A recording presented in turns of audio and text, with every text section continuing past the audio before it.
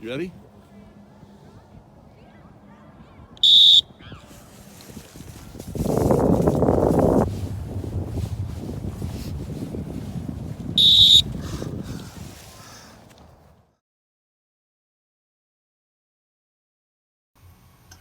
Greetings, and welcome to my home in the city of Kennesaw, in the heart of Cobb County, Georgia, and in the southeastern region of the United States of America. In keeping with the traditions of this weekly staff introduction series created by our hostess with the mostest, Richard, as my pal John Oliver would say, I wanted to raise the bar a little bit with my own presentation. And since only a handful of our incredible team actually knows me, I was kind of hoping that this type of introduction would give you a little more insight into my background, my current activities, and what makes me tick. You know, my meaning of life. So, with your popcorn and the second beverage of your choice at your side, let's have a stab at this. The Meaning of Life, Part 1. Who Begat Who? C.S. Lewis once said, you can't go back and change the beginning, but you can start where you are and change the ending. My younger brother Alan and I spent several years researching our ancestral lineage. We were navigating the daunting task quite swimmingly until we hit a hard roadblock in Wales. My great 9 generations back grandfather, Gabriel Folks Sr., was born in 1696 in Denbighshire, Wales, within the United Kingdom. Before the young age of 22, he rode a cargo ship from Wales to the United States and settled in Amelia, Virginia, and married Jerusha Elizabeth, who was 37 at the time. They had 6 children, and all together, and that started my lineage in the United States. He passed away in 1775, 79 years of age. His second child was Gabriel Folks Jr., who was born in 1720 and joined the Amelia Militia and fought in the Revolutionary War, making his way up the chain of command to colonel. He passed away at his home in 1793 at 73 years old. That's when we travel down through the generations from Colonel Gabriel Folks in Nottoway, Virginia, who begat his son Thompson Folks Sr. at Hawks Mill, Otter Creek in Lunenburg, Virginia, who begat his son Nathaniel Folks in Hickman County, Tennessee, who begat his son John T. Folks in Monroe County, Tennessee, who begat his son Henry Hardy Folks in Buena Vista, Mississippi, who begat his son Robert Gabriel Folks in Woodruff County, Arkansas, who begat his son William Eugene Folks Sr. in Monrovia, California, who begat his son and my father William Eugene Folks in Pulaski County, Arkansas. My dad married Angeline Folks in June of 1966 and settled in a small town named West Memphis, Arkansas. And that's where I was born. The Meaning of Life, Part 2, The Younger Years. We lived in a 3-bedroom house in West Memphis where me and my younger sister Carrie and my younger brother Alan all grew up. We attended Holy Cross Episcopal Church in West Memphis, where I sang in the choir and was an altar server. I attended Bragg Elementary School, grades 1 through 6, West Junior High School, grades 7 through 9, and West Memphis High School, grades 10 through 12. I played football and basketball for 12 years, and baseball and track for 11 years. During a rebound in a basketball game my senior year, I came down on someone else's foot and severely rolled my ankle, effectively putting the brakes on any collegiate athletics. I was vice president of the student council in my senior class, a 5th-year Beta Club member, and a member of the Fellowship of Christian Athletes. I graduated in the top 10% of my class and went to the University of Arkansas, studying computer science, mathematics, and political science, and working with the Arkansas Razorbacks basketball team. While in college, I had the privilege of working with Tim Berners-Lee in 1988 and 1989 on the Hypertext Transfer Protocol, also known as HTTP, and the World Wide Web project, which at the time only had one method, the GET command, and what it did, it ran out and fetched HTML documents from other online servers. I was a leader of the Student Government Association and the Residents Interhall Congress while at the University of Arkansas. After college, I married Melissa Renee Carter, and then I had to go make some money. The Meaning of Life, Part 3, The Working Years. Being out of school since 1990, I have been blessed with only having 7 jobs, which I guess is not too shabby according to today's IT employment standards. I started off with my own computer consulting company called Worldpay, which I ran for 8 years until the cost of independent insurance kind of grew out of control. Then I had to start working for others. I was the manager of engineering for Eon Communications, a spinoff of ITT Alcatel.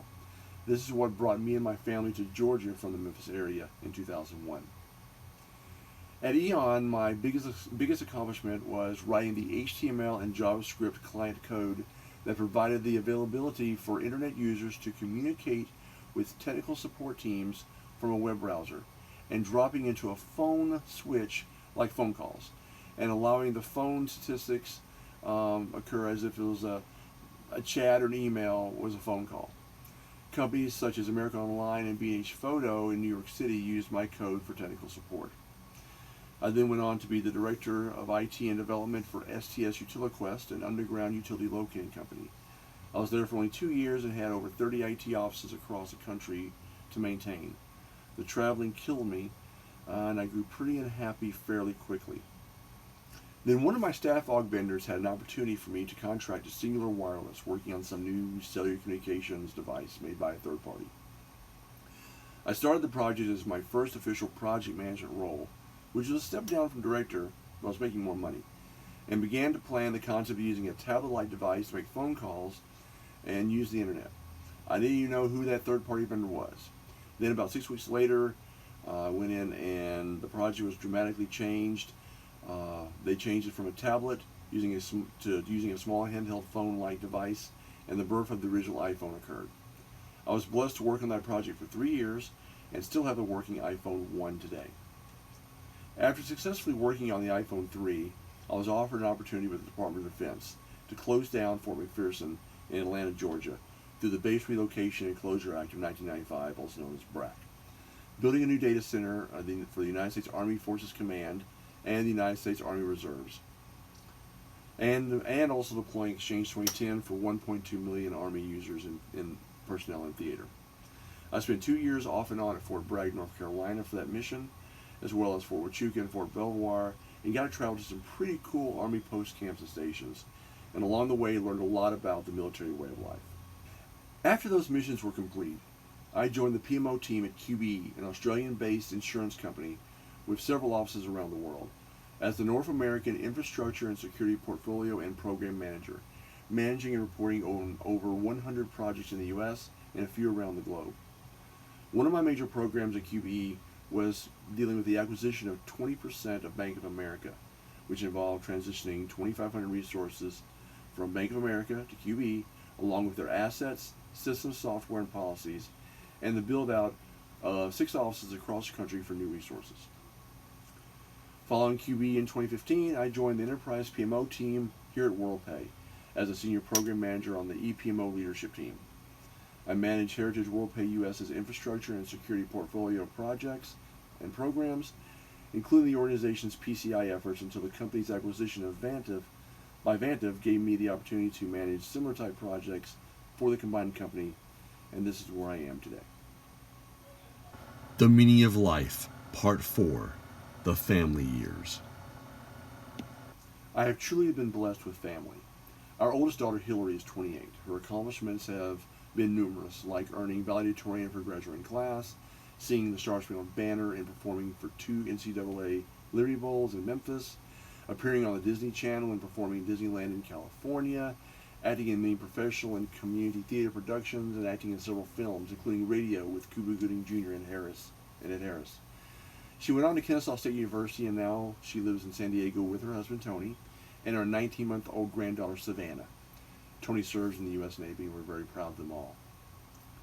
Melissa and I have been certified and registered foster parents for many years, and have been blessed by fostering over 100 newborns, infants, and toddlers. Our second child, Zach, was adopted before he turned 2, having brought him home from the hospital right after birth. Zach just graduated high school and will be attending college in the fall, and his accomplishments include playing football for 14 years as a starting offensive lineman, and making his journey through the Cub and Boy Scouts, and participating in many other sports, activities over the years like swimming, soccer, basketball, and baseball. Zach was invited to compete on the U.S. national football team, where he has been a returning athlete there since the 8th grade, playing at the University of Texas, University of California, and twice in the Pro Football Hall of Fame Stadium in Canton, Ohio. Zach finished his senior year recently and received the 2018 Coaches Award from his head football coach. Ella was born in 2011, and after 5 months of foster care in Louisiana, we went down to New Orleans and brought her home to Georgia. We were able to adopt her before she turned 2, and she is now 8 years old. She has started on the soccer team for several years. She swims and is a member of the Girl Scouts.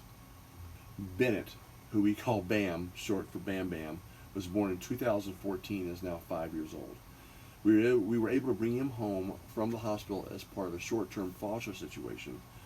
But once the social workers and the courts became pretty sure he wasn't going back to his biological family, we decided to adopt him just before his 2nd birthday.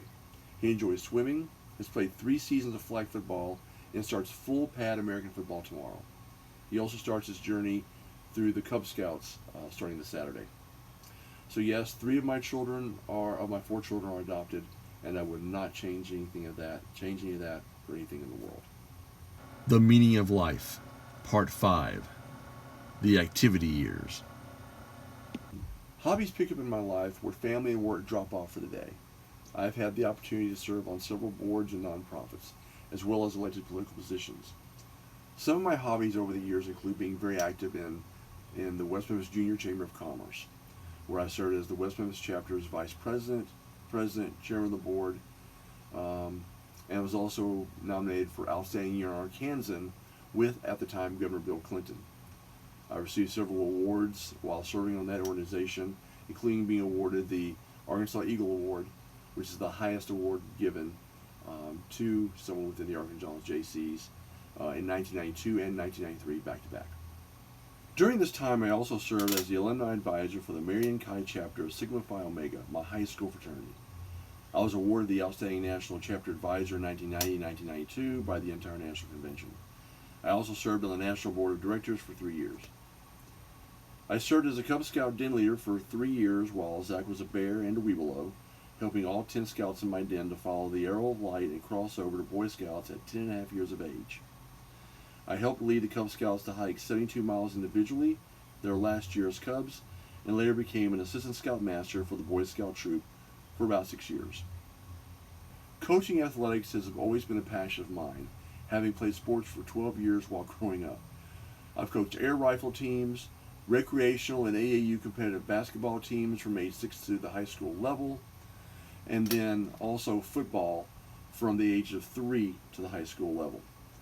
I have served on several football association boards, including my son's high school football board of directors, and have been blessed to have been named Coach of the Year in 2008 in football, and continue coaching today my youngest son's football team, which is starting this week. Other hobbies include photography, videography, hiking, camping, piloting my unmanned aerial vehicle, also known as a drone. Enjoy doing that. I have a DJI Phantom 3 professional 4K drone. But perhaps the most involved hobby I still participate in is politics. I have volunteered on several senatorial and gubernatorial races in Arkansas and in Georgia, and served as staff on 5 presidential races, from working for Bill Clinton in Little Rock in 92 and 96, Al Gore in 2000, Hillary Clinton, then Barack Obama in 2008, Barack Obama in 2012, and Hillary Clinton again in 2016. I've been elected as a pledged delegate to 2 national conventions in 2008 and 2016, and served as campaign delegate whip in 2016. I have also served as a chairman of the Cobb County Democratic Party and on the state committee for the state party for many years, in which I still serve today. The Meaning of Life, Part 6, Wrapping Up the Meaning of Life. So, if we were all out somewhere and you just wanted to buy me something, which can occur, it would help to know some of my favorite things. This would include my favorite food is sushi, my favorite fruit is watermelon, my favorite vegetable is corn on the cob, my favorite author and book is J.R. Tolkien, Lord of the Rings, and all the other books about Middle-earth. My favorite movie series is Star Wars, Lord of the Rings, The Hobbit, and It's a Wonderful Life. My favorite drink is Arnold Palmer sweet tea with lots of ice. My favorite color is hunter green. My favorite sport is American football. My favorite teams are Arkansas Razorbacks college football, the Atlanta Falcons professional football, and the Atlanta Braves baseball. And lastly, my favorite sound is the sound of my children's laughter. Now, hopefully, after watching this self-made documentary, you have a little better understanding of my life and what makes me tick. Feel free to get back with me on any comments, questions, issues, or concerns, and we can dig deeper into my past if you like. The bottom line is, thanks for watching what I call, from my perspective, my meaning of life.